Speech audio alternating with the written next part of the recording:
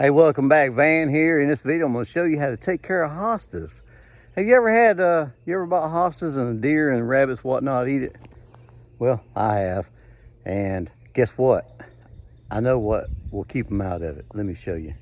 Before I show you, let me tell you something. If you got dogs or cats, you don't want to get them around this. Not that it's going to hurt them, but they'll roll around in it. They'll roll around in it, and then they'll smell like it. I don't know what this stuff is, but it works. I used it last year. I'm using it this year. My hostas are coming back. So they just now started growing for the season. And look, all you have to do is, that right there. I gotta get me some more of this stuff. I'll leave a link in the video description down below where you can pick it up.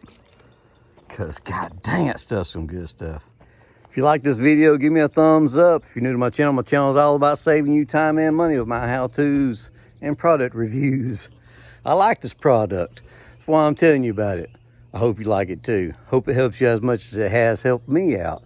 When we bought these hostas, the guy over at the place, he said, you know that'd be like, he said, you got deer out in your yard? And we was like, yeah. He said, you know it's gonna be deer food for them. And I didn't want to get them because he said that, but my wife said, oh, I like hostas, let's get the hostas. And the deer ate them and ate them and ate them, and I tried stuff and tried stuff and tried stuff. And I found this, and it works. So y'all go get you some. Check out the video description down below to find out where you can pick some up. I like it. Y'all have a good one now. Thanks for watching, and you come back. Yeah. So the way this stuff works is, it's got things in here that causes prey response behaviors in the deer and rabbit. It's got urine from mammal predators, meat proteins, egg solids, garlics. They all produce a sulfur-containing compounds that trigger prey response behaviors. So it's all natural.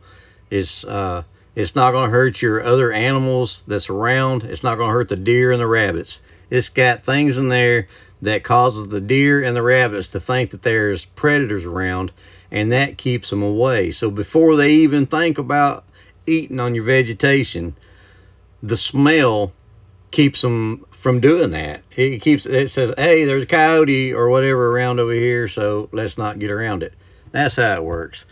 Hey y'all, thanks for watching. Y'all have a good one now. Don't forget to subscribe, give me a thumbs up, and leave a comment in the comment section down below.